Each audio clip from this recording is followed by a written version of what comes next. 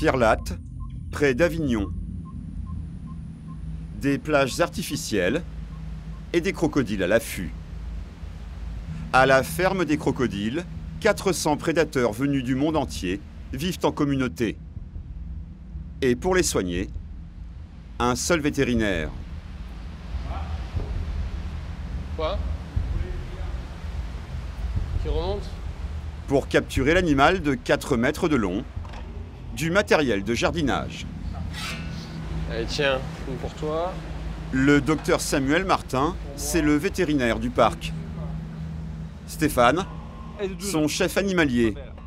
Ah, je rigole, allez, file là. Allez, grosse, ne casse pas la vitre avec le bout de la pelle. Allez, file de là. Allez, file. Oh, qu'est-ce que c'est ça? Tout rouge la colère, papa? Allez, toi aussi. Pour entrer dans l'arène, Très bien. il faut du savoir-faire et un peu de courage. Allez, petite fille. Même une simple prise de sang est une intervention risquée.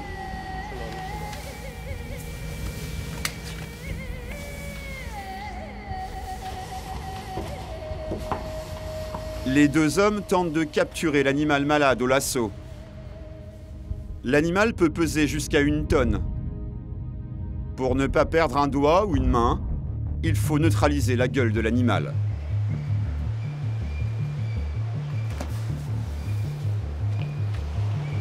La mâchoire est très puissante à la morsure, mais très faible à l'ouverture.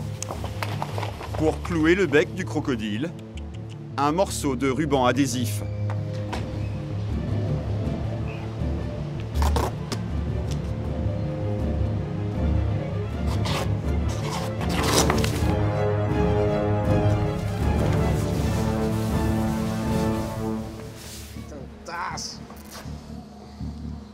Ça va? Oui. Ce corps à corps, ce n'est pas pour jouer les aventuriers. Il faut pas avoir froid aux yeux et puis faut avoir l'habitude de travailler ensemble. Travailler vite, on a des fenêtres de tir qui sont pas évidentes. Samuel doit insister pour percer la carapace, trouver la faille.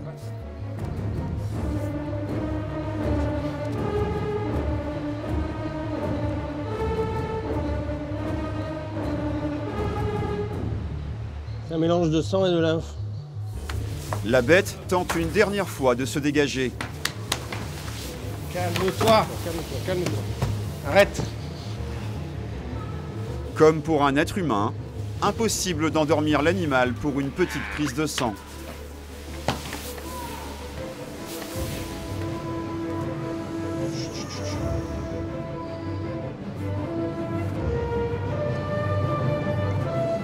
Tu reviens sur le dessus. Moi, je vais par là-bas, moi. Attends, centre-le là. 1, 2, 3. Là.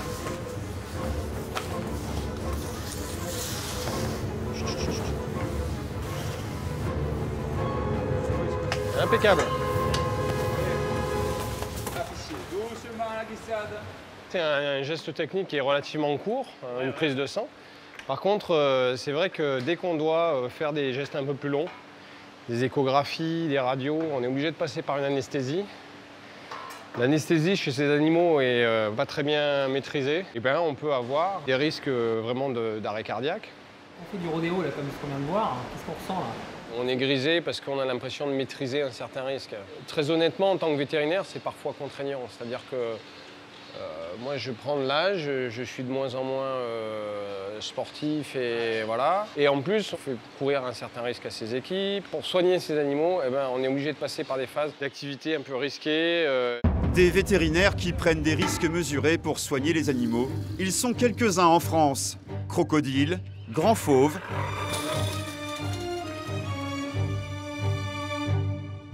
Vous venez, mais vous restez collés. Allez.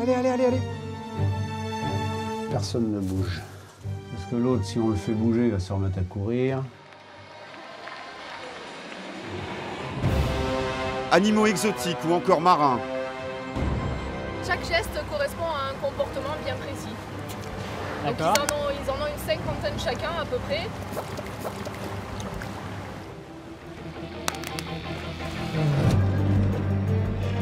chevaux de course,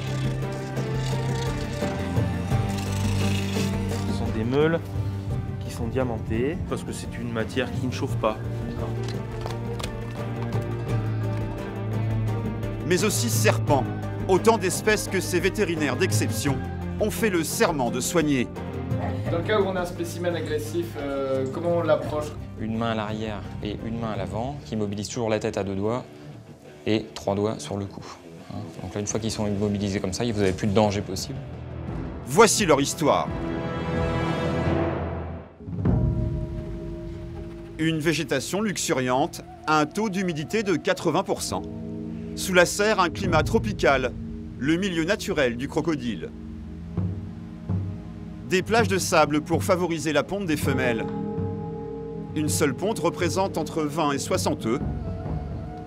Mais 9 fois sur 10, l'embryon ne survit pas. Pour augmenter le taux de natalité, le docteur Martin donne un coup de pouce à la nature. Là, on va chercher des œufs. Les mères les enterrent dans 40 cm de sable. Pour enterrer leurs œufs, les mères cherchent un endroit tempéré à l'abri. Et entre femelles, les places se payent très cher.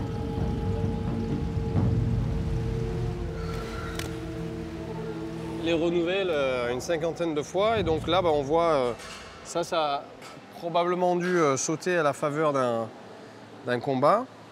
On voit que ces dents, elles sont creuses. Donc en fait, il n'y a pas de racines. Et c'est quand la dent suivante va pousser qu'elle elle fait sauter la dent précédente. Sous le regard hostile des mères crocos, la collecte des œufs continue. Regarde la mer en face là. Ah, après, je sais pas si c'est moi qui le regarde ou si c'est vous. Hein. Ça arrive qu'elle sorte de l'eau brusquement? Ah ou... oui, oui. C'est souvent. Hein. C'est étonnant d'ailleurs qu'elle ne l'ait pas encore fait. Hein. Une fois la récolte terminée, les œufs sont déposés dans un incubateur. On va mirer la ponte 4. Alors mirer un œuf, ça consiste à envoyer un faisceau lumineux à travers l'œuf pour voir à l'intérieur ce qui s'y passe. Pour suivre le développement de l'embryon, un échographe artisanal, une ampoule. C'est l'embryon ici qu'on voit en transparence ici là, qui est collé au niveau du numéro 4 là. Cette bande noire là? Voilà, ça c'est la vascularisation, c'est le petit qui occupe à se développer dans l'œuf. Et bon, à ce stade-là, le petit est vraiment minuscule. Il est à ce niveau-là ici là. En fonction du développement, la queue n'est pas très grosse, c'est comme un cheveu. Dans la coquille, un embryon de 2 semaines, 90 jours de gestation dans la nurserie, et c'est l'éclosion. Dans la nature, 95% des jeunes crocodiles n'atteignent pas l'âge adulte, victimes des prédateurs. Pour choisir le sexe, il suffit de faire varier le thermostat. Chez les crocodiliens, à plus ou moins haute température, on peut obtenir soit des mâles, soit des femelles. À 28 degrés, on obtient des femelles. Au-dessus de 30 degrés, on obtient des mâles. L'animal est résistant. Il peut vivre jusqu'à 100 ans. Apparu il y a 200 millions d'années, les crocodiles ont survécu aux dinosaures. Oui, mon bébé. Stéphane descend dans la fosse des prédateurs. Je vais déboucher tout simplement un égout. Et ça va vite un animal comme ça peut courir vite, ça peut nager vite? Oui, mais là, elles ont mangé hier, elles n'ont aucun intérêt de venir me manger. Stéphane est très proche des crocodiles. Ça, c'est le mâle qui fait ces bulles là. Les crocodiles le connaissent et viennent même à sa rencontre. Doudou. Viens me voir, viens, Doudou. Viens ici. Viens ici, Doudou. Allez. Entre le soigneur et l'animal préhistorique, une forme de lien affectif. En 3 ans que je suis ici, déjà, les crocodiles me reconnaissent ma voix, viennent vers moi. Doudou. Son job, c'est aussi sa passion. Stéphane connaît toutes les espèces par cœur. Donc là, on a les crocodiles de Morellé. On a la petite femelle ici qui va pas tarder à pondre. Doudou. Viens me voir, viens. Allez, viens, papa. Ah, il fait son timide. Il sait que je suis là, il sait qu'on est là. Il se dit, qu'est-ce qu'il a, lui? C'est de la bouffe, c'est quoi, ça se mange? Allez, Doudou. Allez, viens vite. Apprenti dès l'âge de 16 ans, Allez. Stéphane a 38 ans et déjà 22 ans de métier. Et il sait parler aux crocodiles. Il a inventé un langage. Le bruit que je fais, c'était un bruit qu'une femelle éléphant me faisait. Une femelle éléphant d'Asie. Ouais. Ça voulait dire tu peux t'approcher de moi, je te ferai pas de mal. Et le crocodile comprend ça? Non, il comprend pas, mais après c'est un bruit qui... Il associe ce bruit-là à ma présence. Le soigneur arrive à capter l'attention de l'animal. Si Stéphane est si populaire auprès des prédateurs, c'est qu'il est aussi leur cuisinier en chef.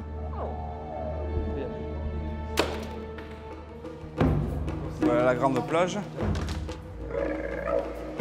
Le nourrissage des crocodiles, c'est toujours une attraction. Chaque mois, les prédateurs engloutissent 1,5 tonne de poulet. Doté d'un faible métabolisme, le crocodile peut rester jusqu'à 2 ans sans manger. Ici, il fait un repas tous les 4 jours. Rassasié, peu de chances qu'il attaque l'homme pour se nourrir. La bête est alors plus facile à approcher et surtout à soigner.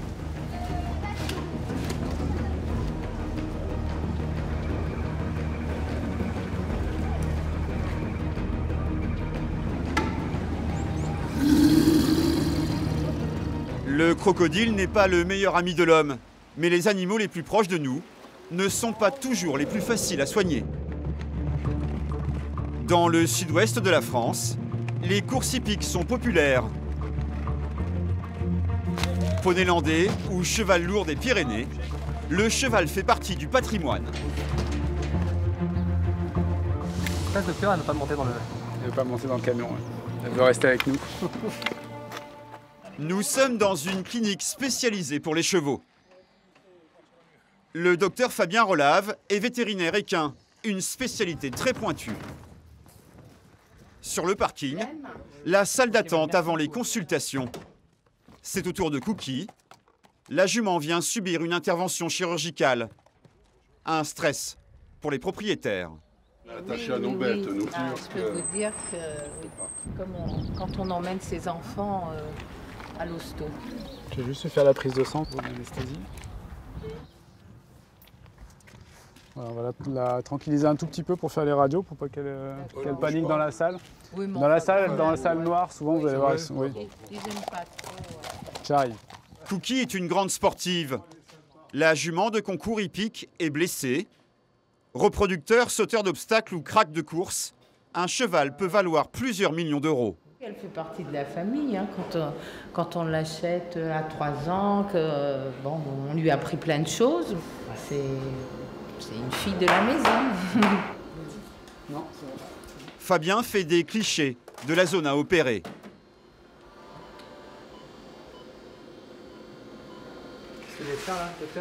C'est un fragment osseux qui n'a rien à faire dans cette articulation-là. Ça vient d'où? Ça vient de la phalange qui est ici, de l'os qui est là. Donc il y a une petite fracture et ce morceau s'est détaché. Et donc fait comme un petit caillou dans son articulation. Donc il va falloir opérer le cheval en arthroscopie. C'est-à-dire qu'on rentre une caméra dans l'articulation qui nous permet d'évaluer l'état du cartilage et donc avec un instrument d'aller rechercher ce petit morceau. L'animal est de nature peureuse. Pour le faire entrer au bloc, il faut parfois s'y mettre à plusieurs. Le cheval ne se couche presque jamais. Pour dormir et porter le poids de son corps, il bloque ses rotules. Pour cet animal à grand gabarit, l'anesthésie n'est pas une formalité. Donc là, on lui injecte le produit pour l'endormir. Donc là, elle va s'asseoir et puis tomber tout doucement. On va se reculer un petit peu. 1,70 m au garrot, la bête tombe de haut. Alors il faut amortir la chute à la force des bras.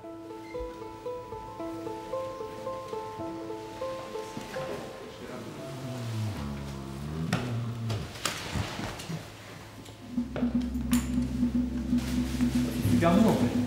Oui. On essaye de les faire le plus doux possible.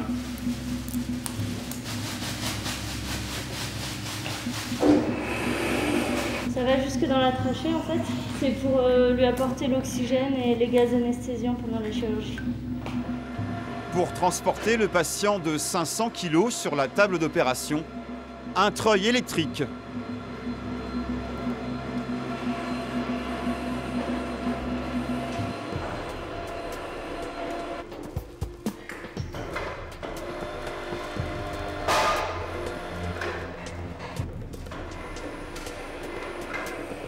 Les pattes ont été préparées avant, rasées, nettoyées. Donc là, on va faire plus la stérilisation de la patte avant la chirurgie. Une surdose d'anesthésiant pourrait tuer l'animal. Avec une dose trop faible, il peut se réveiller, se mettre en danger, ainsi que les vétérinaires eux-mêmes.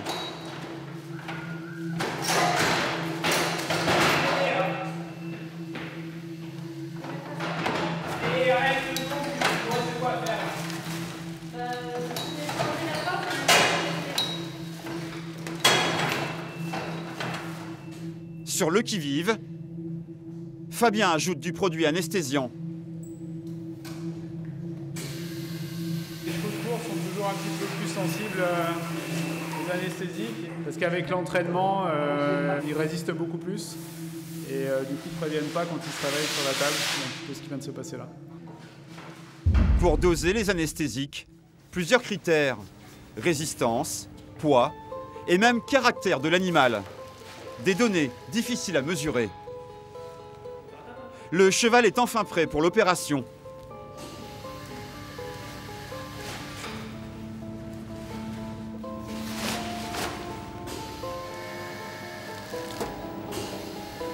On va faire une petite ouverture.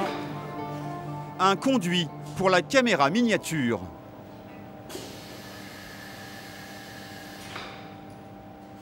Là, on est dans l'articulation. Beaucoup de bulles, c'est l'eau. Ça c'est l'air qu'il y avait dans la seringue. Et on voit ici le petit fragment, le petit morceau d'os qu'on voyait sur la radio. Donc là on voit le morceau d'os au bout de l'aiguille qui bouge avec l'aiguille. Ah, c'est impressionnant. Donc on voit qu'en regard il y a des grosses lésions ici. Vous voyez, tout ce qui est blanc, c'est du cartilage, c'est très lisse, comme on voit ici là, sur l'aiguille. Les lésions, c'est le cartilage qui s'est décroché, c'est ça? Exactement. Donc vous avez le cartilage normal ici. Ouais. Et puis là, on voit qu'on a un cartilage qui est complètement anormal, qui est juste en regard du petit morceau d'os.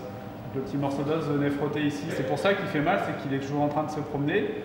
Et vous voyez, en se promenant, il fait ces stries qu'on voit ici. Ça, ces stries, c'est des lésions sur le cartilage, c'est ce qu'on appelle de l'arthrose.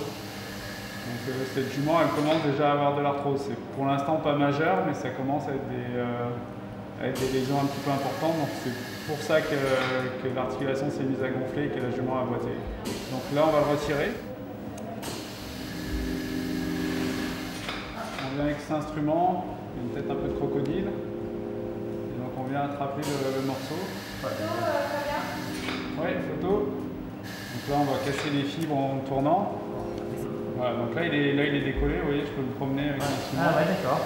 Et donc là je vais le sortir par l'incision, voilà. Donc là voilà le fragment. On peut comprendre que ça, dans une articulation, ça peut être gênant. Fabien est diplômé en chirurgie équine, un diplôme rare obtenu au Canada. Il faut faire une formation après les études. Donc un an d'internat et puis 3 ans de formation encore derrière en universitaire pour après passer le diplôme de chirurgien derrière. Opérer un cheval, ça n'a rien à voir avec opérer un chat, un chien, c'est complètement différent. C'est à peu près la même chose. Au niveau technique, les techniques sont les mêmes. Après, on a la taille du cheval qui est différente et puis les pathologies sont différentes. Mais l'acte chirurgical en lui-même est exactement la même chose. Pour soigner un animal de la taille du cheval, il faut beaucoup d'espace.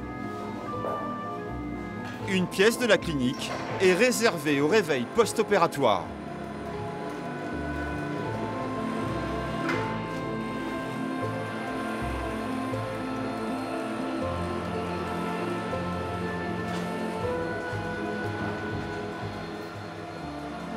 On va mettre entre 30 et 40 minutes à peu près pour se réveiller, pour être debout et qu'on puisse la rentrer dans son box.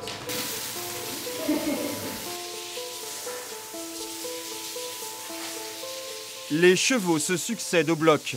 Ok, bon, parfait, merci beaucoup. Merci, au revoir. Pas beaucoup de temps mort pour Fabien. Allez, allez, un plus. Allez, c'est parti, suivant. Articulation, tumeur ou castration. Comme à l'hôpital pour les humains, les chirurgies sont regroupées sur une même journée. Le réveil est un moment délicat, d'instinct. Le cheval veut se mettre debout. Il titube et risque de mal tomber. Vétérinaire équin, c'est un métier passion. Sur une journée, on va faire à peu près entre 8 et 9 chirurgies. En chirurgie de routine. Et après, voilà, si on a des urgences, ça va décaler et parfois on est obligé de terminer le lendemain. Ça vous arrive de dépasser 10 opérations? Non. Matériellement, on n'a pas le temps. Ouais. Et puis après, on fatigue aussi, c'est pas très bien pour le patient. La plupart des vétérinaires soignent des bêtes à 4 pattes qui vivent sur Terre.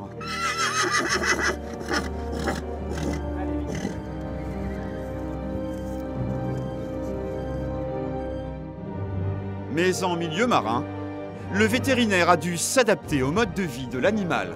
Surtout quand ce sont des bêtes de Seine.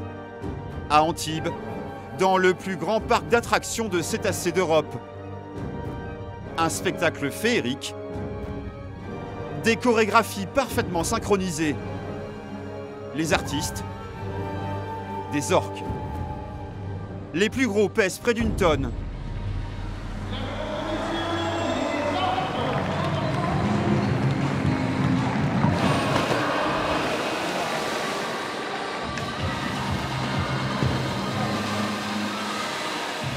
Depuis 6 ans, pour soigner ces athlètes de haut niveau, le parc a engagé un vétérinaire à plein temps. Pour faire son suivi médical, le docteur Manuel Garcia Hartmann s'appuie sur le rapport entre le soigneur et l'animal.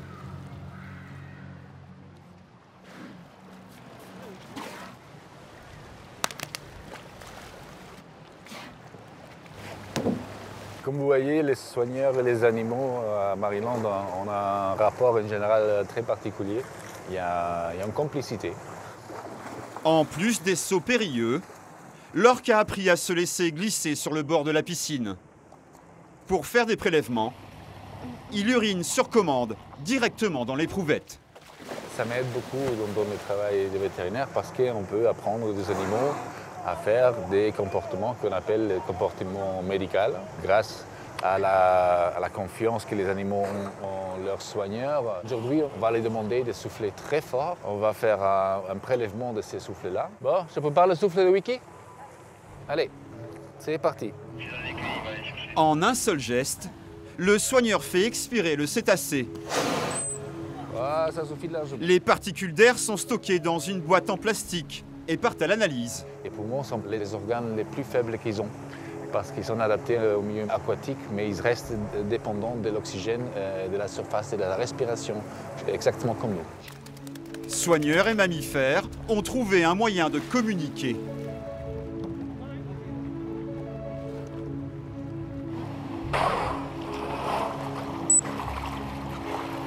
Qu'est-ce que tu veux, toi? Dresser l'orque à uriner ou à expirer, il faut du savoir-faire et de la patience. L'apprentissage de ce comportement-là, c'est un comportement qu'on ne peut pas leur apprendre comme ça, avec une cible ou avec le conditionnement qu'on utilise d'habitude. C'est à force de répétition, à chaque fois qu'elle va le faire, je renforce, je mets le geste dessus. On essaye de les stimuler de différentes façons et tout ce qui est jeu nous permet de varier justement et de les stimuler différemment. C'est très important pour eux, ce sont des animaux très intelligents, donc plus on va apporter de choses différentes, plus on va varier ce qu'on fait avec eux, plus ils seront bien. Chaque geste correspond à un comportement bien précis. Donc ils en ont une 50aine chacun à peu près.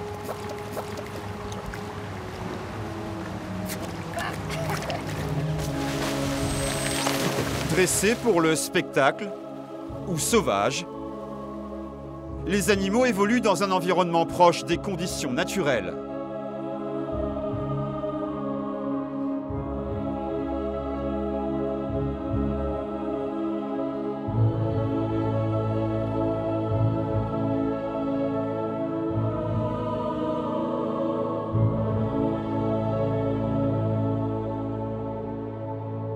Soigneur Zoo, Bruce, pour m'emmener le soigneur Zoo, Bruce. Manuel s'occupe des 3000 animaux du parc sur un espace de 20 hectares. Un marathon hebdomadaire pour le vétérinaire. Et voilà, j'ai tout ramené. 1, 2, 3. Comme ils étaient requins, par contre, il faut juste attendre Mickaël pour qu'on puisse faire le gating. D'accord. On a fait une formation pour certains soigneurs de devenir infirmiers. Dans le sens que dans un hôpital, par exemple, ce n'est jamais le docteur même qui va faire la prise de sang, ça sont les infirmières. Un apprenti vétérinaire. Direction le bassin des dauphins pour une prise de sang. Bon, c'est parti. Un acte médical bénin, mais une grosse charge de travail pour le soigneur. Le médical, c'est ce qui nous prend le plus de temps au final. Pourquoi ? Tout simplement parce qu'un dauphin, il nous a pas attendu pour faire des sauts. Ils le font naturellement, donc apprendre à un dauphin à sauter, au final, je peux pas dire que c'est pas compliqué, mais ça sort pas de l'ordinaire pour eux. Maintenant, être suffisamment confiant, se dire comment on va faire là, tiens, je te donne ma nageoire caudale et puis je te laisse faire ce que tu veux avec, sachant qu'en plus je vais lui demander de se mettre sur le dos, donc à ce moment-là, il peut pas respirer, vu que son évent il est sous l'eau.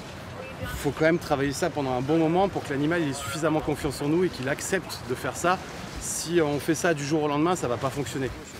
S'immobiliser, retenir sa respiration, des comportements médicaux qui se généralisent dans les parcs animaliers.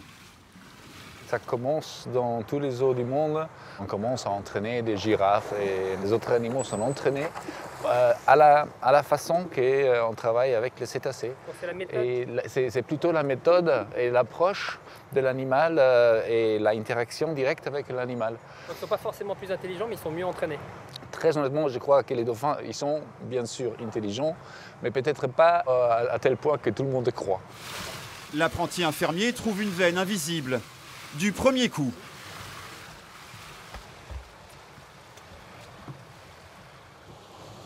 Ça suffit, merci. Et moitié de celle-là. Ok. Et je pense que la piqûre même, c'est un tout petit embêtement. Ce n'est pas vraiment un douleur pour les animaux. Par contre, rester immobile et ne rien faire, c'est comme les enfants. C'est la chose la plus difficile à demander à un animal qui a envie de bouger, a envie de sauter. Écoute, je pars en vacances. Hein. Ouais, tu gères? Non. Tu gères? Non. Tu l'as déjà fait, ça t'a pris plein de temps.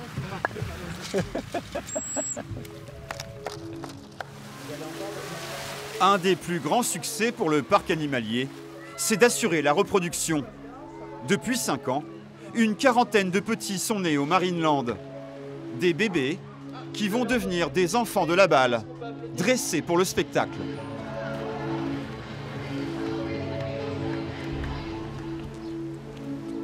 Une femelle otarie arrive à terme dans quelques jours. Bon, on va faire une échographie d'une femelle enceinte. Oui. Et ça va être un peu sportif parce qu'il y a Arthur dans les bassins. Arthur, c'est les petits là-bas. Ouais. Il y a un nom. Et il n'est pas très bien élevé. Ouais. C'est l'âge, je dirais, chez les humains, ça serait 4 ans. Je teste mes limites. On y va. Les naissances, en général, ça se passe très bien. Ouais. C'est plutôt les premières semaines de vie des bébés qui, à fois, ça pose des soucis parce qu'ils sont faibles, parce qu'ils n'ont pas un système immunitaire complètement développé. Ouais. Mais les naissances même, en général, je touche du bois, ça passe très bien. Avec son échographe portatif, Manuel est venu faire un des derniers contrôles avant la naissance.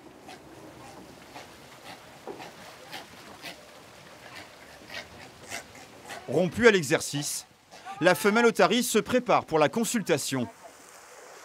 Oh là. Elle s'allonge elle-même sur le flanc, encadrée par son soigneur. Ça te rappelle du mois? Oh, c'est rien de grave. On fait rien La de bête grave. est disciplinée. Son premier petit n'est pas encore dressé. Rien de grave. Turbulent, il est tenu à distance pendant l'échographie.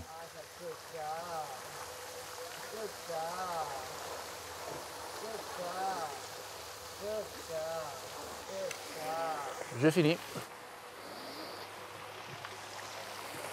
Tout va bien? Bon, d'abord, on va sortir.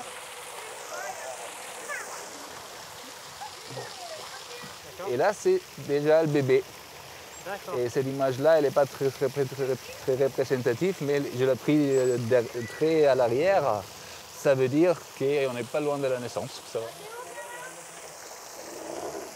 Là, il est... Ah ouais? Et oui, il est prêt pour le départ. C'est ce week-end alors? Moi, vu notre chance, ça pourrait être le week-end, ouais. Ouais. 3 jours plus tard, l'Otari a accouché. Les naissances en milieu captif, c'est une garantie pour la survie des espèces. Mesdames et messieurs, on peut applaudir bien fort notre ami Saxo. Soigner des orques, des dauphins, c'est un privilège. Vétérinaire de zoo, pour beaucoup de praticiens, c'est le Graal. Les postes sont très rares. Soigner les animaux sauvages de tous les pays, dont le fameux Big Five, les 5 plus gros animaux de la savane.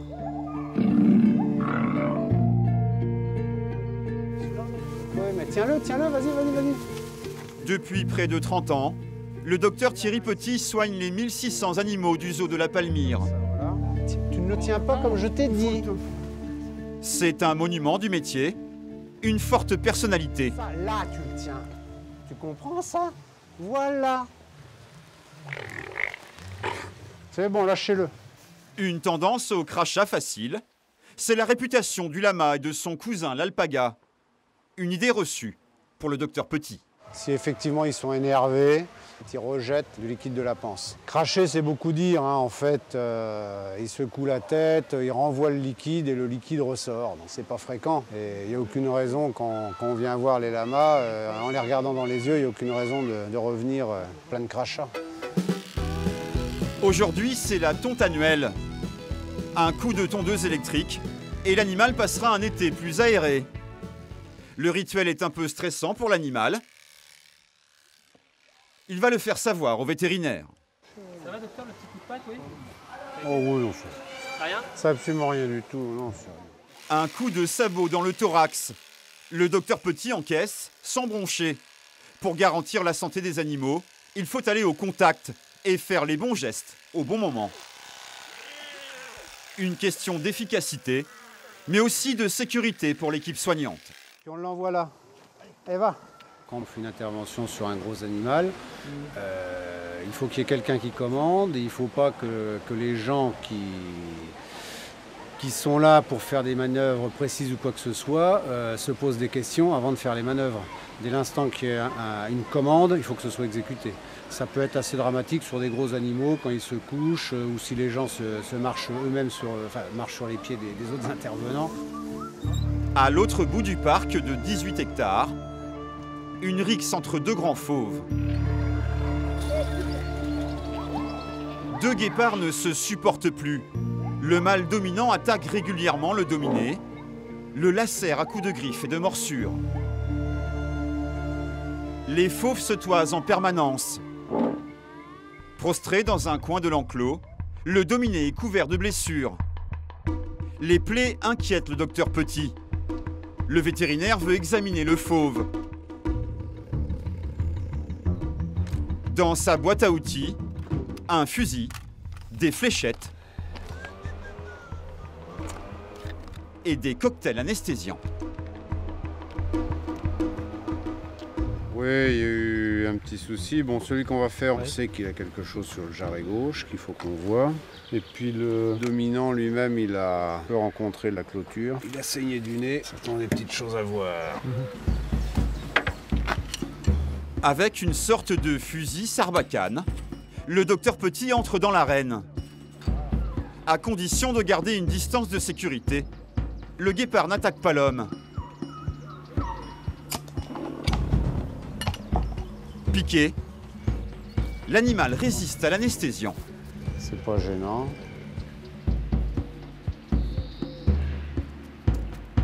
Le produit commence à faire effet. Bon, je vais attendre 1 minute avant de m'approcher. La dose est calculée en fonction du gabarit de l'animal et du temps nécessaire pour l'intervention. Est-ce qu'on est à 10? Premiers examens, à la vue et au toucher.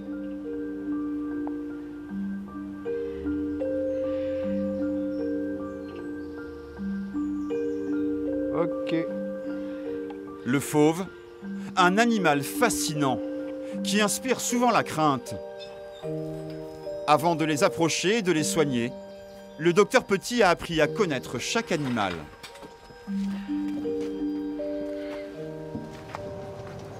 C'est des animaux qu'on connaît bien, sur lesquels on a beaucoup bossé. On fait pas mal d'interventions, on a eu beaucoup de naissances, donc il y a beaucoup de choses à faire, déplacer les mâles vers les femelles, des animaux parfois qui ne vont pas ensemble, donc c'est le cas, qui se battent un peu, des petits soins régulièrement. L'agressivité, la méchanceté, ça c'est des choses très relatives, Ouais. mais les guépards sont des animaux avec lesquels on peut quand même faire un certain nombre de choses, mais bon, ça reste des fauves quand même, hein. On fait pas n'importe quoi. Allez, bon, bah, je l'emmène pareil. Hein. On va s'assurer que tout va bien. Et ensuite, on va vérifier donc, les petites plaies qu'il y a à droite et à gauche. On a 2 mâles reproducteurs qu'on a mis ensemble. Il s'avère qu'on en a un qui domine très nettement l'autre. Ah, c'est un peu comme 2 matous qui se battent dans les jardins. Hein. Le matou en question pèse jusqu'à 70 kg. Avec 110 km/h lancés, le guépard est l'animal le plus rapide du monde. Tu fais suivre le reste. Chasseur de gazelles et d'antilopes, c'est un prédateur redouté dans la savane. Ah non, ça, ouais, mais c'est pareil, C'est la c'est même chose. très... Bon, au moins, on est rassuré. La bête n'est pas gravement touchée. Transmettre son savoir, c'est aussi la mission du docteur Petit. Avec lui, une vétérinaire stagiaire. Vas-y, envoie. Face au veto expérimenté, la jeune femme est discrète, mais sûre d'elle. Essayez de me refaire la coupe que vous avez fait juste là, voilà. Le docteur Petit injecte l'antidote. Dans une quinzaine de minutes, le fauve va se réveiller. Zou. On aura une seringue sèche. Je vais la chercher. Non, je la prends, c'est bon. Vous avez vu s'il avait des réflexes ou pas? Il n'y en a pas. D'accord.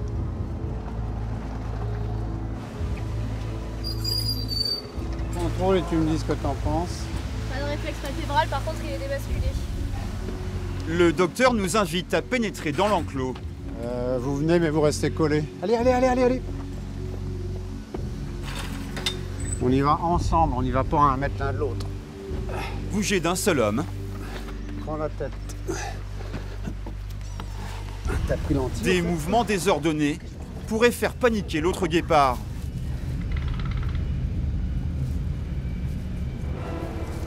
Personne ne bouge. Parce que l'autre, si on le fait bouger, il va se remettre à courir. Le docteur Petit reste à l'affût. Le fauve n'aime pas trop notre présence.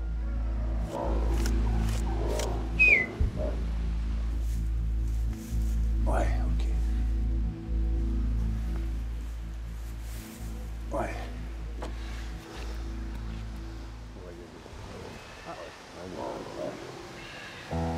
La bête se réveille. Il est temps de quitter l'enclos. Le docteur Petit ne se presse pas. Il n'est pas du genre à se laisser impressionner, même par un fauve. Avec les animaux, il reste placide. C'est lui qui prend les commandes. Le docteur Petit n'est pas un cow-boy solitaire. Le zoo compte 55 employés, 110 l'été. En plus d'une stagiaire, le praticien est épaulé par une quarantaine de soigneurs. Droit pour à plat. Mais les animaux sauvages ne sont pas les seuls patients qui demandent des actes complexes. Les animaux domestiques, comme le chien ou le chat, ont parfois besoin de soins particuliers, avec des risques en moins pour le vétérinaire, mais une problématique en plus, gérer la détresse des maîtres. Dans le sud-ouest, une clinique vétérinaire un peu particulière. On y va? Voilà, Fifi. C'est très bien. Ici, les vétérinaires ont des spécialités. Hydrothérapeute, ophtalmologiste ou radiologue. Le docteur Mallet est un chirurgien réputé. Ce matin, il reçoit un chien de 7 ans. Moi, qu'est-ce qui se passe? Alors, il commençait à être paralysé. Et des 2 pattes ou simplement du postérieur Les 2 droit? pattes. D'accord, donc c'était les Il 2 pattes qui s'avance, marchaient plus. D'accord. voilà. Ok, on va juste essayer de le mettre par terre. Vous allez tenir sa tête. On va. Voilà. En quelques minutes, le docteur va devoir évaluer les chances de guérison. Ok, donc il n'y a plus du tout de mouvement. En termes de pronostic par rapport à ce qu'il a aujourd'hui, le pronostic il est réservé. D'accord ? Ce qui veut dire qu'en fait, il y a une bonne probabilité que votre chien puisse remarcher, mais on n'est pas sûr à 100% de ça. C'est-à-dire 70% de chances qu'il puisse remarcher. Voilà. Et via une intervention chez 70% de chances qu'il puisse récupérer. C'est pas 100%. D'accord ? S'il y a... Vous pouvez me donner une idée de... En termes de budget, l'opération, en gros, ça va coûter 1 000 €. Le scanner, ça va coûter aux environs des 250 ou 300 €. Et l'ensemble va coûter peut-être 1 800 € à peu près. La propriétaire accuse le coût. C'est très important, mais c'est le coût de l'intervention que j'ai pas. Avec 70% de réussite. C'est jamais 100% malheureusement. Quand c'est des paraplégiques qui sont très sévères, les probabilités de résultats ne sont pas aussi bonnes. Quoi. Je vous laisse ça, madame. Je vais m'en occuper. Et je vous appelle après le scanner pour vous dire ce qu'il en est. Ici. Pour les animaux, pas de sécurité sociale. Argent, affectif. L'équation est complexe, y compris pour le vétérinaire. Voilà, et soyez bien joignable quand je vais vous appeler. Hein, d'accord ? À tout à l'heure. C'est toujours compliqué de prendre une décision quand la situation économique n'est pas forcément très facile, quoi. Il y a un affectif qui joue et c'est difficile, des fois même pour nous, de prendre ces décisions. On réussit à faire des étalements de paiement qui font que ça rend les choses plus faciles. Mais les coûts sont toujours très importants, malheureusement. L'affectif prime souvent sur l'aspect financier. De plus en plus de propriétaires assurent leur animal, paient la facture ou font même un petit emprunt. Même quand l'animal est en fin de vie. Il n'est pas bien. Il a vraiment du mal à respirer, ouais. Quelque part, faut le mettre un peu sous oxygène. Selon le code déontologique de la spécialité, le vétérinaire ne pousse pas à la consommation. Il aide le propriétaire à faire un choix. Si vous décidiez qu'on en reste là, ça pourrait aussi se comprendre, au vu de son état. Voilà. Oui, non, moi je veux tout tenter avant. Ce qui est possible. Ce qui est possible. Si son état ne le permet pas, vaudrait mieux l'euthanasier pour qu'il ne souffre pas. D'accord. Je mets mes animaux, moi je les mets au même point qu'un être humain. D'accord. C'est... Pour ce qu'ils vous apportent ? Oui, c'est-à-dire, bon, je vais vous dire, je vis seul aussi. Oui. Alors les animaux, pour moi, c'est ma compagnie. Moi, je ne peux pas laisser voir un animal, le laisser mourir comme ça à côté de moi sans rien faire. C'est... À l'arrière de la clinique, une urgence. Percuté par un véhicule en fuite. Un vétérinaire généraliste a déjà donné les premiers soins. Bonjour madame, docteur Ballet. Merci docteur. Je vous en prie madame. Et vous savez comment ça s'est passé cette fracture ? Il y a une voiture qui l'a renversée. Vous l'avez vu la plaie ?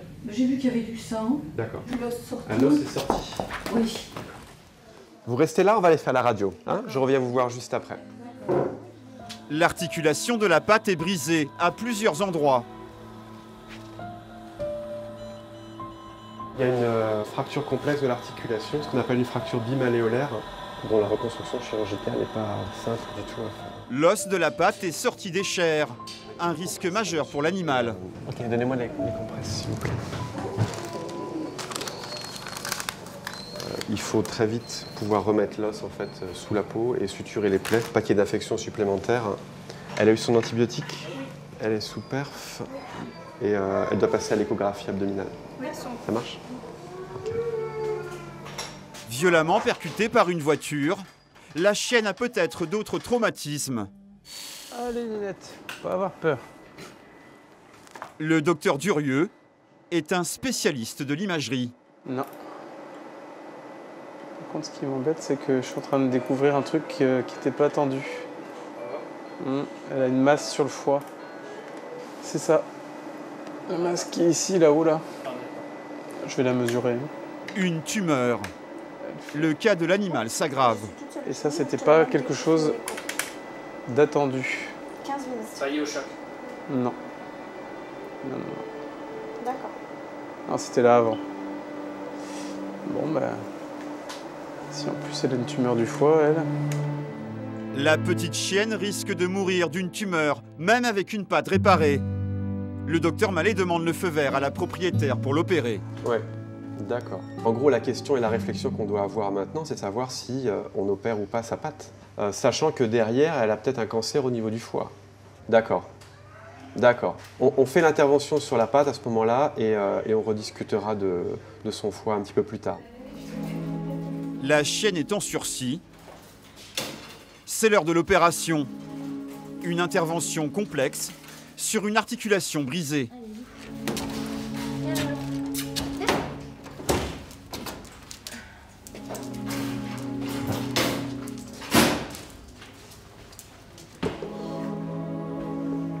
Le chirurgien, lui, se concentre. Il cherche la solution. Déroule l'opération dans sa tête. Au fur et à mesure, en fait, on se dit tiens, tel ligament semble touché. Et en fait, la technique, on a initialement et globalement une idée de ce qu'on va faire. Et au fur et à mesure, en fait, on se prépare. C'est un vrai challenge. Il va falloir y aller. Allez, on y va. Le challenge, tenter de faire remarcher l'animal. La chirurgie va pouvoir commencer. Même moyen et même soin que pour un être humain.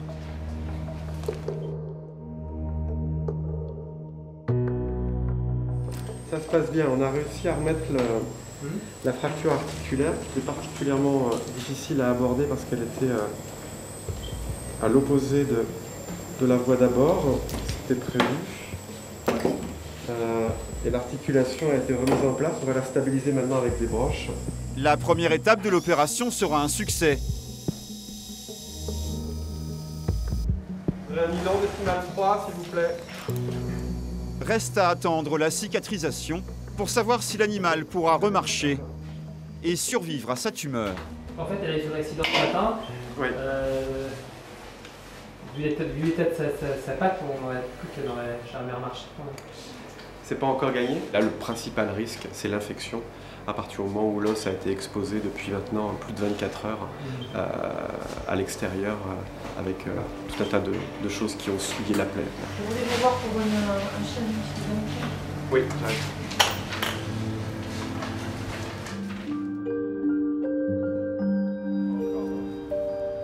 Lola a été sauvée. Elle a retrouvé l'usage de sa patte. Après analyse, sa tumeur du foie semble bénigne. Elle et sa propriétaire vont pouvoir reprendre leur vie commune.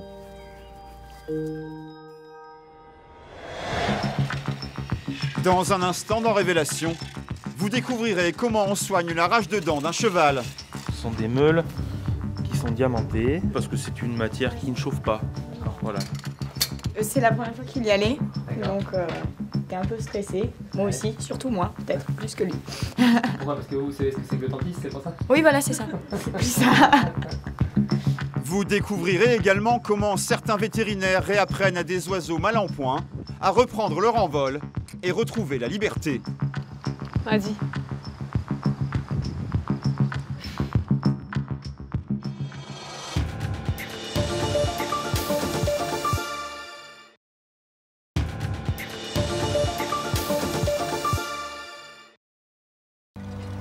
Retour dans le sud-ouest. C'est bien ça, Mickey.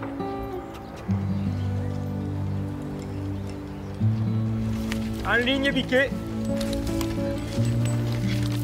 Apprécier la santé d'un cheval, c'est d'abord observer son comportement, son déplacement. À la clinique équine, les consultations, ça se passe à l'extérieur. Bonjour. Bonjour. Excusez-moi, on s'occupe de vous? Non, on attend. D'accord, vous aviez rendez-vous avec moi? C'est moi, dominant. Voilà, très bien, excusez-moi. Vous avez rendez-vous avec le docteur Bon, je pense, à mon avis. Voilà, c'est ça qui va arriver du coup, très bien, parfait. Le docteur Lenormand a 36 ans. Ici, on est vétérinaire équin de père en fils. Alors venez, on va se mettre ici. Là, là, ça va. Le cheval est stressé, difficile à ausculter. L'animal est puissant, ses réactions imprévisibles. C'est rien, c'est rien, c'est pas grave. Un risque pour le vétérinaire. Allez, donne. Voilà, c'est bien. C'est bien, ça va, ça va. Là, tu vois, c'est tout. Hein. On va aller le voir se déplacer au trot. Pour consulter, pas de stéthoscope, de l'expérience et un œil très affûté. Ah non, il se tient pas du tout, ça m'étonne pas. Vous allez me le mettre sur un petit cercle. Votre cheval, à mon avis, il a un vrai petit souci. Hein. Limite, il croise un peu ses postérieurs. On a l'impression qu'il se tient pas, en fait. C'est comme s'il était un peu titubant. On y va au trot, s'il vous plaît? Voilà. Oui, on peut dire ça un petit peu. Finalement, ça reviendrait à dire que... Enfin, c'est de manière familière, mais c'est comme s'il était un peu bourré, je veux dire, sur un degré moindre, évidemment. Hein, mais voilà, c'est ce qu'on... Enfin, ça laisse suspecter ce qu'on appelle de l'ataxie, en fait. Donc une pathologie neurologique. C'est ennuyeux, on va dire, oui. On va changer de main? Très bien. On va revenir par ici. C'est un cheval qui, à mon avis, va être dangereux. Ah ouais. Voilà, donc pas utile. Il peut tomber. Ah ouais. Donc à partir du moment où il peut tomber, il peut mettre en danger la vie de son cavalier. Ouais. Au niveau du cheval, là, quand vous l'avez acheté, donc vous avez strictement rien vu par rapport à ça? Non. Quand on l'a essayé, ça se voyait absolument pas. Ma fille est montée dessus, je suis montée dessus, la dame est montée dessus, il était droit, il était normal. Ça a commencé 3-4 jours après. Est-ce qu'il y a moyen de se retourner contre le vendeur ou... Alors a priori oui, puisque ce serait un vice caché s'il est prouvé par le vétérinaire que c'était quelque chose qui existait avant l'achat. D'accord. Mais ce qu'on disait, le fait que je sois passée par un intermédiaire français, je ne sais pas trop comment ça va se passer en fait. Les enjeux financiers sont de plusieurs milliers d'euros, et parfois bien plus. Le diagnostic du vétérinaire sera pris en compte en cas de litige. La propriétaire est inquiète pour son animal. Elle attend d'en savoir plus sur la maladie. Ça comprime en fait la moelle épinière.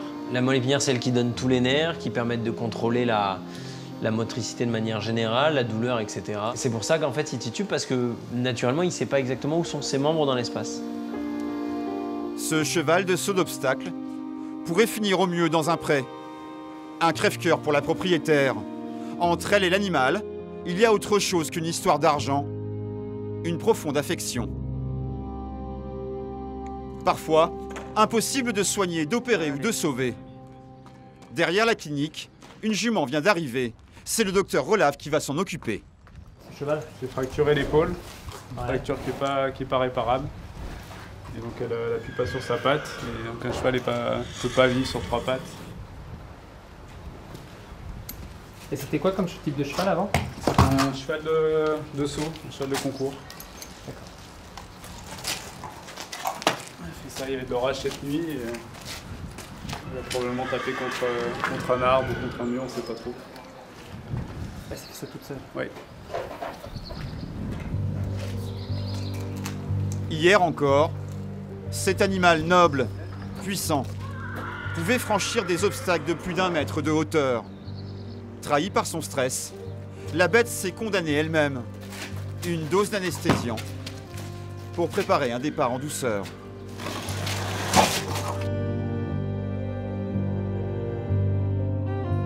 Euthanasier un animal, c'est un crève-cœur pour le vétérinaire.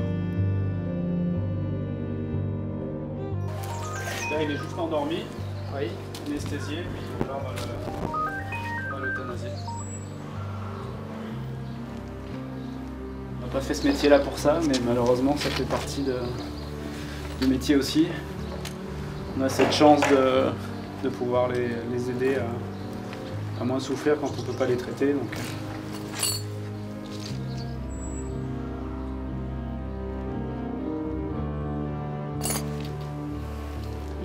Jamais une joie de faire ça. Donc là, elle prend les dernières respirations.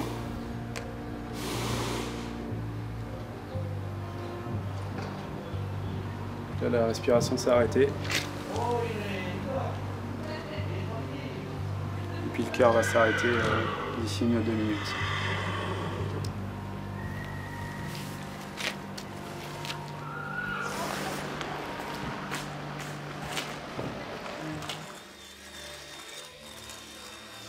Comme les médecins, les vétérinaires s'appuient aussi sur le savoir-faire paramédical. Roulette géante, lampe frontale. Le dentiste équin connaît parfaitement la bouche et les dents du cheval. Alors elles ne repoussent pas, elles poussent tout simplement, elles sont en évolution permanente. Ils sont dits ipsodontes. Au fur et à mesure que la dent va pousser, l'antagoniste, la dent d'en face, va venir s'affronter et on va avoir une usure. Et au fur et à mesure que les dents vont s'user, elles vont monter. La dent pousse en fonction de l'usure qu'elle reçoit. La hantise du dentiste, un point commun chez les mammifères. C'est la première fois qu'il y allait, donc t'es un peu stressé. Moi aussi, surtout moi, peut-être plus que lui. Pourquoi? Parce que vous savez ce que c'est que le dentiste, c'est pour ça? Oui, voilà, c'est ça. C'est plus ça.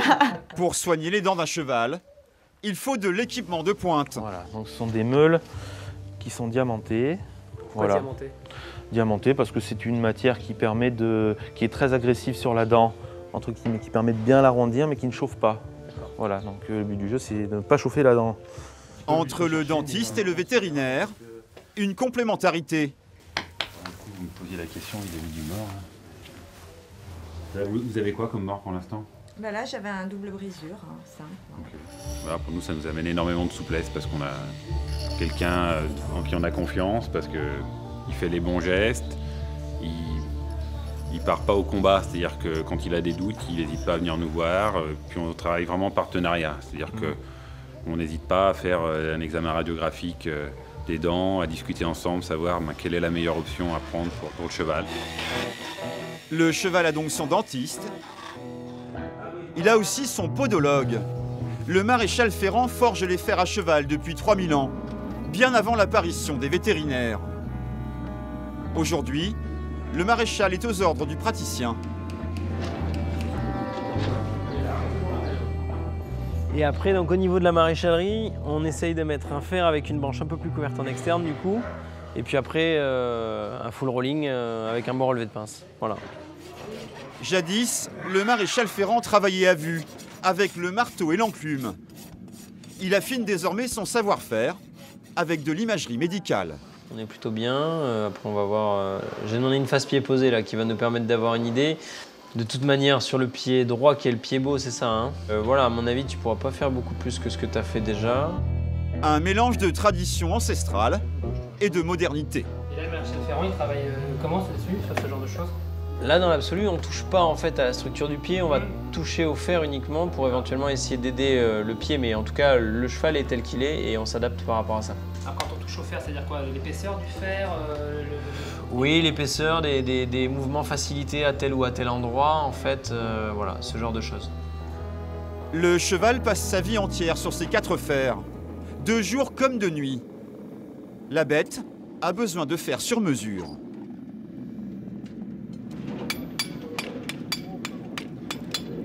À la forme du pied. Et vous la connaissez de tête, la forme du pied? Oui. Ouais, donc c'est un peu un travail d'artiste quand même.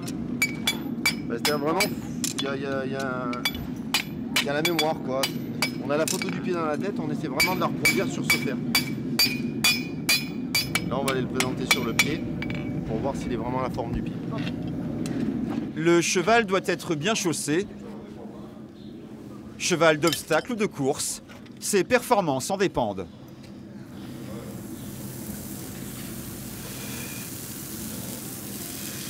C'est important que ça chauffe. Oui, parce que ça fait son empreinte en fait. Le fer prend sa place vraiment sur le pied. Ça aplatit les petites imperfections du parage. Voilà, ça fait fondre le résidu, c'est ça? Ouais. 1600 maréchaux ferrants travaillent à plein temps. Cheval, âne, baudet. La France compte près d'1 million d'équidés à ferrer chaque année.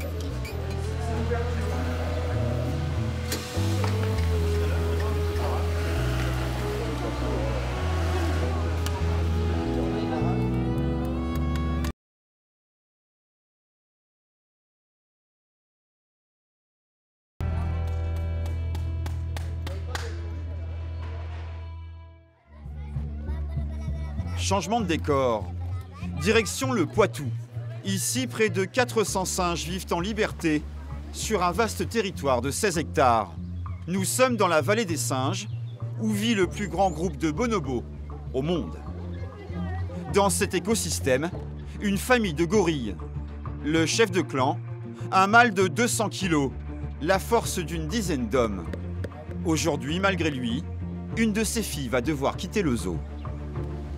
Ils sont exclusivement végétariens, les gorilles sont pas omnivores, hein, comme nous les chimpanzés ou les bonobos. Pas besoin de protéines animales pour les gorilles, que des végétaux. Pour la femelle, c'est la dernière représentation. Jean-Pascal est le directeur zoologique du parc. Chris de Crène, la vétérinaire. D'origine flamande, elle soigne les animaux du parc depuis 15 ans. Belette. J'ai toujours voulu aller en Afrique et l'Afrique est venue vers moi. Et dès que c'était ouvert ici, je me suis proposée et c'est bon, il fallait m'accepter. Chris doit endormir la femelle gorille. La bête est transférée dans un autre zoo.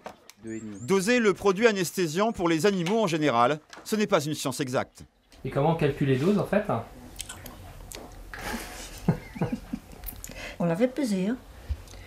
On donne 2,5 2 L'autre fois, elle a eu 2,5 et elle n'a pas bien dormi, mais je pense qu'il y a eu ce problème de flèche.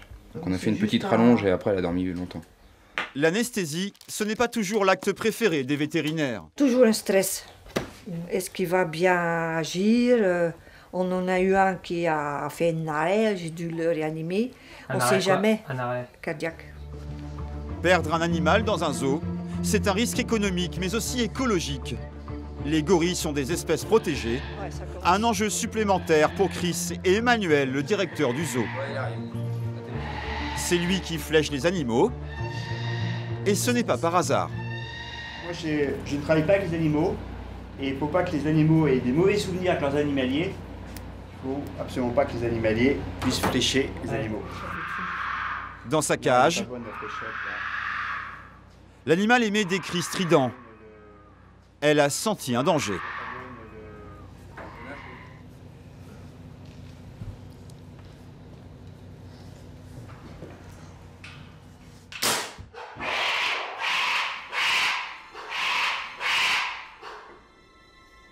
Donc c'est bon, elle a eu la fléchette dans la cuisse, donc elle l'a retirée, donc le produit a bien été injecté. Maintenant il va falloir attendre quelques minutes. Le produit se diffuse dans le corps de l'animal. La bête lutte contre le sommeil.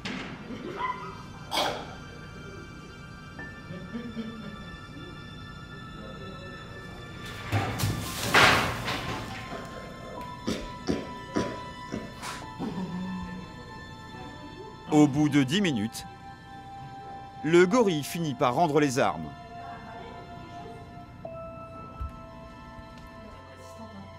Oui, on en a donné un peu moins. Et alors?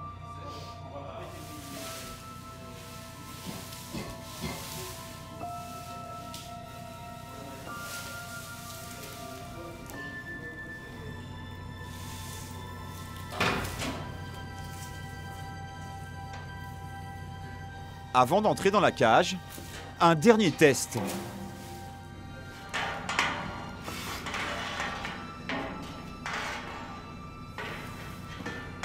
La jeune femelle pèse 60 kg. Pour éviter la blessure pendant le transport, les soigneurs préparent un brancard souple.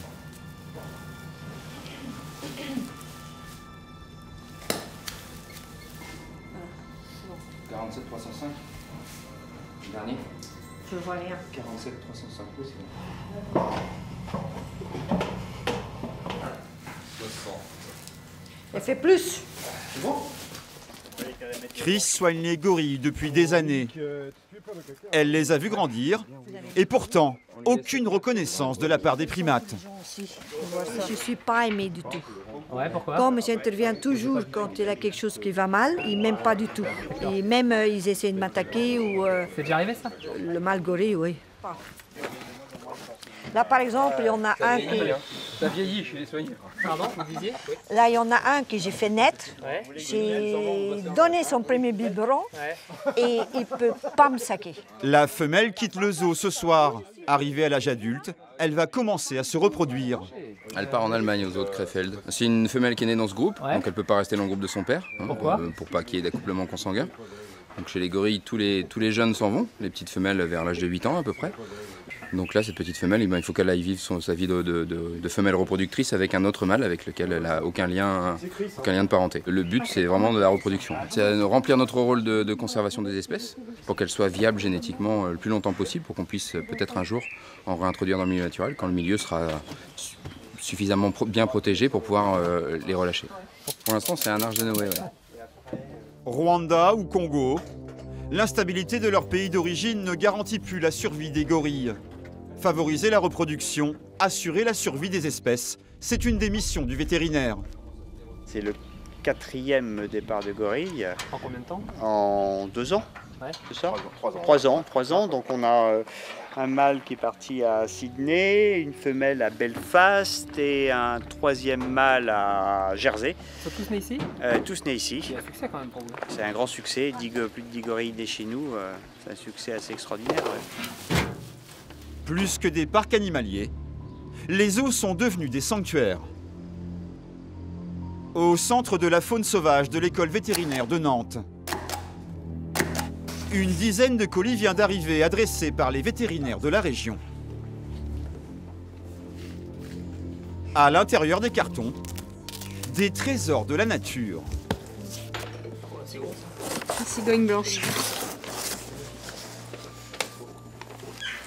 Le célèbre oiseau est mal en point. Visiblement, ne tient pas sa tête. Donc ça, c'est Ça veut dire? à voir avec l'examen clinique, mais visiblement, elle a un problème d'équilibre qui peut être dû à un traumatisme crânien. Si tu veux peser le carton.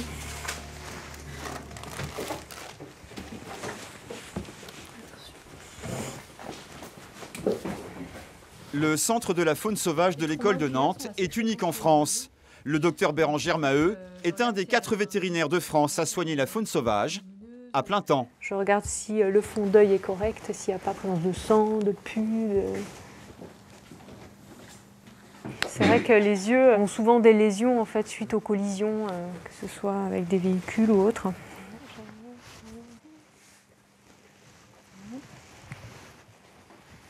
Afin d'éviter le stress, l'animal est plongé dans l'obscurité. Donc là, l'animal est très maigre.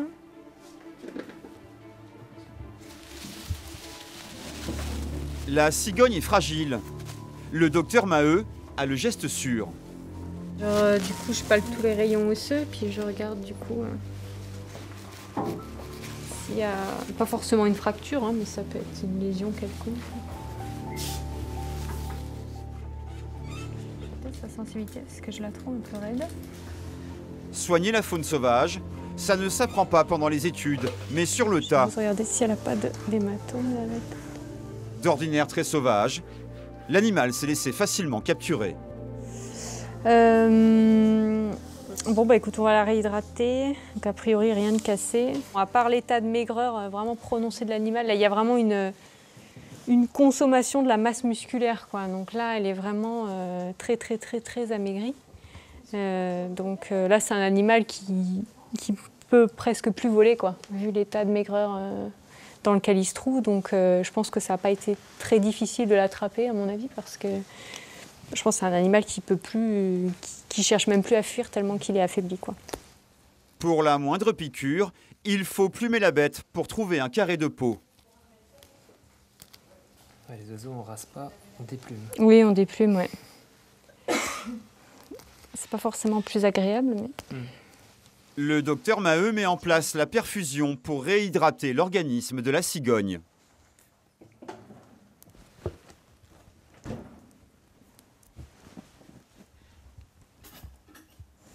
Ça lui fait mal. Ouais, c'est assez douloureux. Espérons que je suis dedans. La réhydratation, ça va permettre de le réchauffer, de relancer le transit digestif. C'est vraiment un acte de stabilisation médicale qu'on fait régulièrement chez tous les animaux qui arrivent. Soigner, réchauffer. La cigogne a survécu à son accident. Elle est en convalescence avant de retrouver la vie sauvage. Bonjour. Bonjour. Voilà, je vous amène un oiseau que j'ai récupéré ce matin. D'accord. On va regarder ce que c'est. Les particuliers aussi ramènent des animaux blessés. Voilà, donc c'est une petite pie. Oh, petite bichette. Elle doit avoir faim là, je pense. Non, non, mais elle a aussi un petit... Voilà, donc elle a une hémorragie. Oh! Certainement, parce qu'il y a du sang dans le bec. Donc elle a certainement dû, en tombant, ou avoir un choc à ce niveau-là. Désemparés devant la détresse animale, les particuliers savent maintenant quoi faire. Ça m'arrive pas souvent, mais maintenant je sais qu'il y a une adresse où je peux les emmener. Mais ce matin, les urgences vont se succéder. Oui, il est bloqué dans un filet de fraisier. La pâte aussi, donc j'ai réussi à tout couper, sauf que la pâte a doublé de volume. Et elle était toute tendue hier soir. Donc il y a peut-être une fracture ou... Et puis c'était vraiment serré au niveau du cou. Ouais. Un hérisson comme ça avec une patte tendue au moment où il se met en boule, c'est du coup une patte qui ne peut pas se replier, donc il y a forcément une lésion. Première étape, déplier les pattes du hérisson afin de pouvoir l'examiner.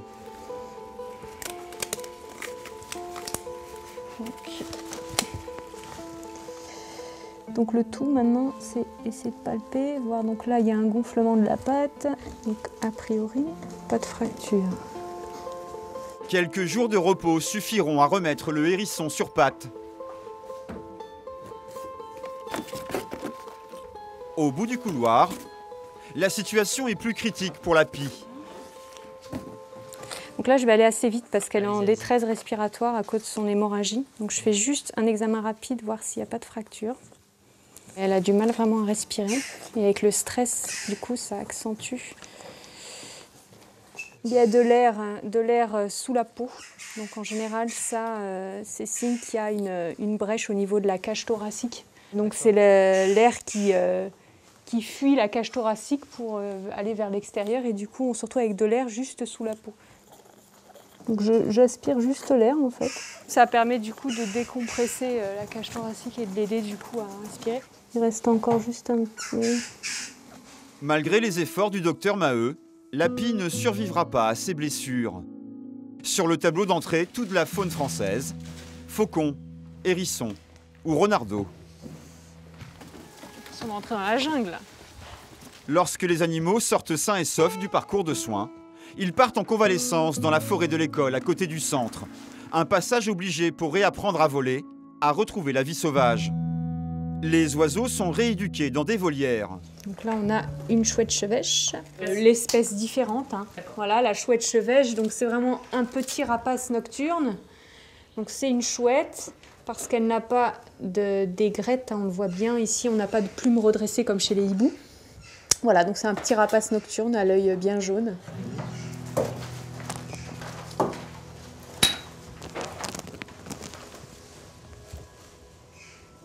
Est-ce qu'ils vous connaissent ces animaux-là ou pas du tout? Non, et puis j'avoue qu'on cherche pas trop justement à ce qu'ils se familiarisent avec nous. C'est plutôt bon signe quand ils nous considèrent toujours comme une menace, quoi. Là, c'est typiquement des animaux qu'on a reçus adultes, donc l'imprégnation est quasiment impossible chez ces oiseaux-là. Hein. Ils vont souvent craindre l'homme, hein, de toute façon. Donc ça, c'était une chouette effraie qui, du coup, a un problème de plumage avec donc des plumes de vol qui sont brisées. Donc là, on va quand même l'essayer en vol, voir du coup si le fait qu'il lui manque une partie de ses plumes de vol ne va pas du coup entacher sa qualité de vol, sachant que les rapaces nocturnes donc, doivent avoir un vol qui est très silencieux, hein, pour leur chasse. Voler en silence pour approcher les proies et se nourrir. Un gage de survie dans la nature. Dernière étape du protocole, les vols d'essai dans le parc de l'école. Pour empêcher les oiseaux de prendre la tangente, une canne à pêche Parce que là, tu vois, si je la sors, là. et un crochet au bout de la ligne. Dans les boîtes, les oiseaux s'agitent. Ils sont tout proches de la liberté. La chouette hulotte va décoller la première. La bête est concentrée. Vas-y. Le premier essai est un flop. Là, il y a l'adrénaline qui fait tic. Deuxième essai. Vas-y. Et cette fois-ci, le vol est un succès. Donc là c'est bon. Là.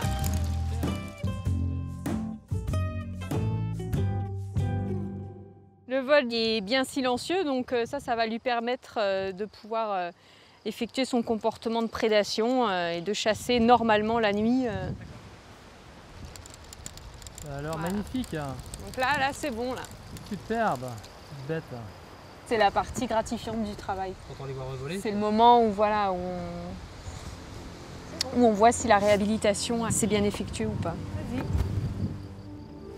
Tête traumatisée et aile cassée, la chouette a retrouvé tous ses moyens.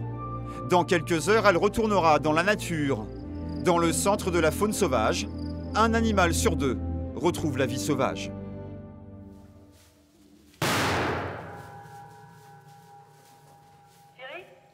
Oui. À La Palmyre, en Charente-Maritime, le zèbre s'impatiente. Nous retrouvons le docteur Petit. Plus le zèbre reste enfermé dans le box, plus il stresse. Le docteur Petit prépare son matériel. Non, celle-là, on la range. Inquiète, la bête observe le manège du vétérinaire. Vérifier que tout ça, ça glisse bien. Voilà, ça c'est parfait. Voilà, ça c'est parfait. Allez, maintenant la mixture. Voilà. Préparer le mélange, ce n'est pas seulement un dosage scientifique. Ça, ce sont des sédatifs anesthésiques. Enfin, c'est une combinaison de 4 molécules en fait. Il y a des tranquillisants, il y a des morphiniques. C'est une combinaison un peu particulière. Et vous dosez ça à vue par rapport au poids, par rapport à la taille? Oui, par rapport au poids, par rapport aussi au caractère de l'animal. Il y a des animaux qui peuvent avoir besoin de doses beaucoup plus importantes que d'autres. Ils sont beaucoup plus difficiles à faire tomber. Ils peuvent être endormis mais rester debout, être très réactifs. Elle sait qu'il va se passer quelque chose. Je pense que quand elle va recevoir la flèche, faudrait quasiment... L'animal stresse, trop de monde et surtout le fusil dans son champ visuel. Donc tout le monde part là.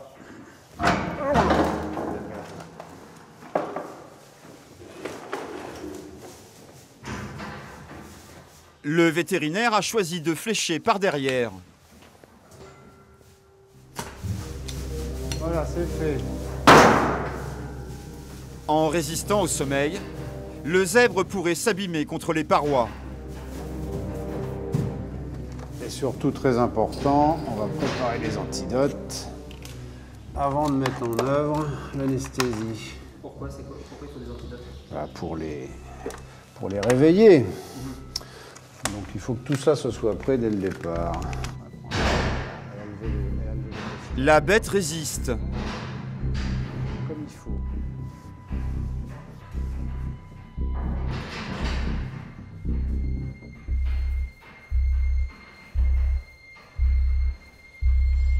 Qu'il soit vraiment calme et qu'il se stabilise, il faut 7-8 minutes. Ça se fait pas tout de suite, c'est une injection intramusculaire, donc il faut que le produit diffuse dans l'organisme.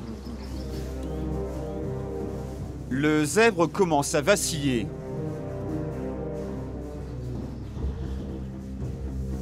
Il s'effondre près du mur.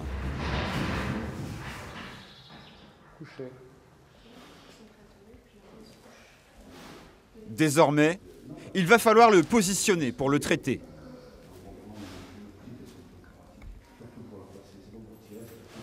Est-ce qu'on le ferait tout simplement en tirant sur les postérieurs? Peut-être pas besoin de la corde. 1, 2. Bon, je pense pas qu'on fasse plus. On ne fera pas plus. Ça fait combien l'animal comme ça? Oh, 350 kilos, hein, fait largement. Ici, pas de maréchal ferrant ni de fer à cheval. Pour tailler la corne épaisse, il faut savoir manier les outils et la ponceuse et avoir l'œil affûté. On va relier de la corne, on va y avoir des projections. Ah, d'accord. Allez, c'est parti.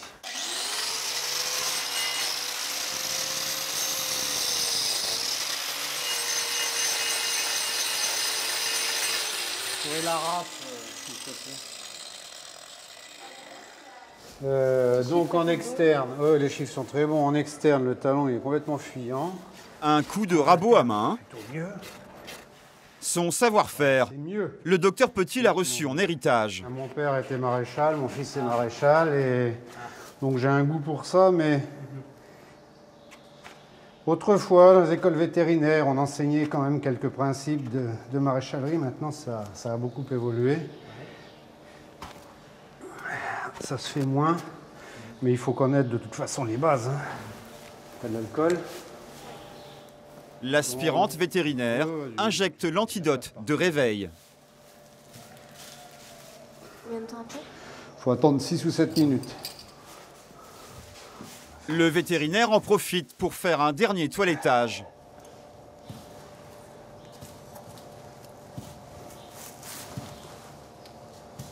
Il y en a de l'autre côté, non? Oui, non. Hein? Il n'y est plus.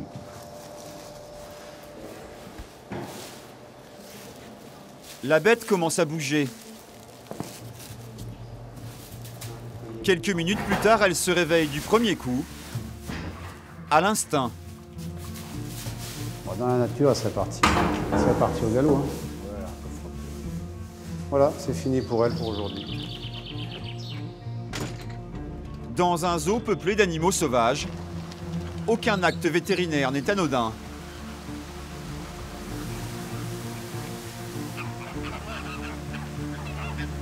Le docteur Petit ne laisse pas de place à l'improvisation pour se protéger, mais surtout protéger les animaux contre leur instinct sauvage.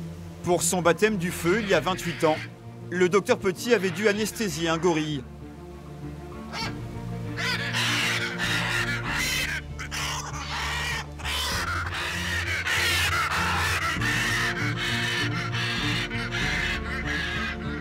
Une bonne paire de ciseaux.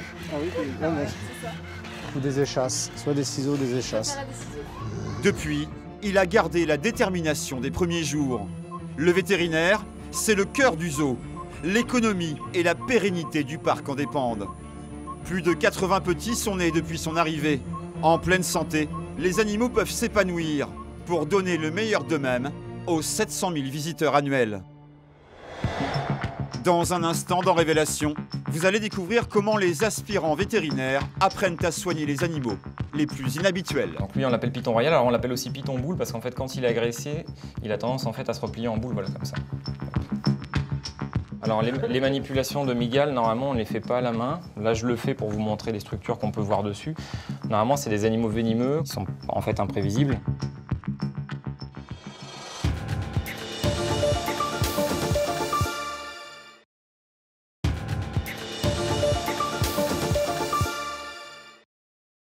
Retour à l'école vétérinaire de Nantes.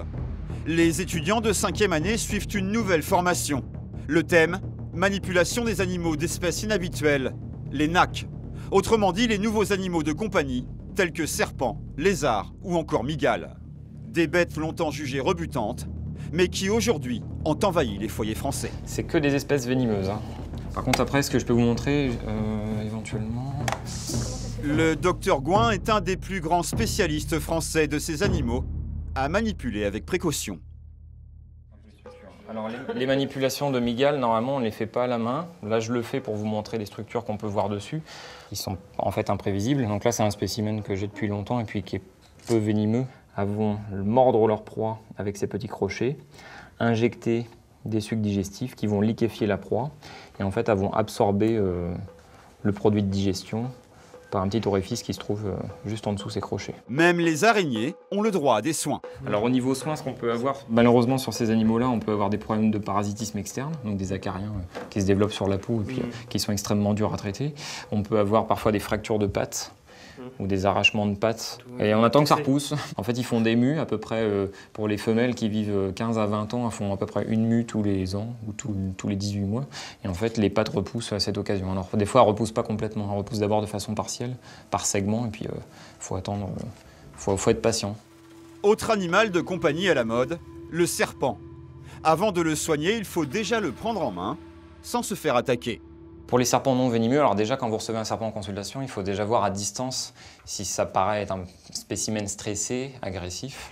Parce qu'en fait, en fonction de l'espèce, de l'âge et puis du spécimen, donc déjà à distance, en fait, le but c'est déjà de voir s'il n'a pas une posture particulière d'attaque ou de défense, c'est-à-dire qu'il ne soit pas lové dans un coin de boîte.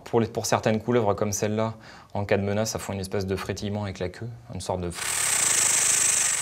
un peu comme les crotales en fait, elles font des mouvements très très rapides avec l'extrémité de la queue. Généralement, c'est-à-dire qu'il ne faut pas les embêter. Voilà. Pour faire des contentions un peu plus rapprochées de la tête ou pour immobiliser un animal un peu plus speed, en fait, on va tenir la tête entre deux doigts, entre le pouce et l'index, et on va replier les autres doigts sur l'encolure. Donc en fait, ça permet d'immobiliser la tête du serpent. Donc là, si vous voulez vous entraîner, on a un spécimen assez sympa. Voilà, je vais vous les faire passer. Ces animaux-là, Ah bah ça dépend des gens. Voilà, ça dépend des phobiques. C'est une texture agréable, il y a des gens qui apprécient le contact avec la reptile. C'est un contact différent, mais c'est pas forcément désagréable. Ça dépend des affinités, je pense, de chacun. Pour prévenir tout risque de danger, une main à l'arrière et une main à l'avant qui mobilisent toujours la tête à deux doigts et 3 doigts sur le cou. Donc là, une fois qu'ils sont immobilisés comme ça, vous n'avez plus de danger possible. Vous n'avez pas de risque de vous faire mordre. Maintenant que le serpent est immobilisé, le vétérinaire peut procéder à l'auscultation. Et puis, les rangées de dents ne sont pas équivalentes. Vous allez voir, la structure de la bouche n'est pas la même. Alors, pour regarder la bouche d'un serpent, la contention est la même. Et ensuite, on va passer le padane au coin de la bouche en faisant des petits mouvements de rotation jusqu'à s'insérer dedans et à l'ouvrir. Et alors là, on va visualiser différentes structures. On va visualiser les arcades dentaires. Et on en a 4 en haut, 2 en bas. Donc les 4 à sont là. 1, 2, 3, 4. Donc on a 2 rangées externes, 2 rangées internes.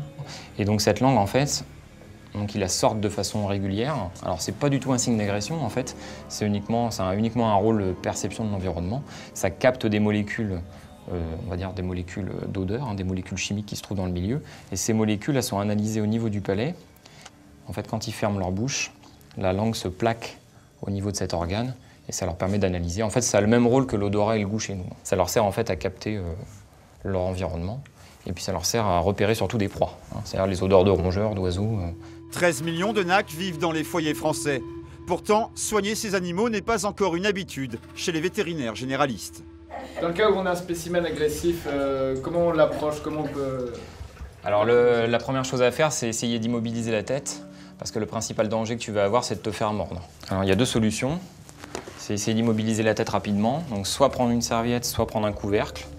T'en servir comme protection. Immobiliser la tête rapidement.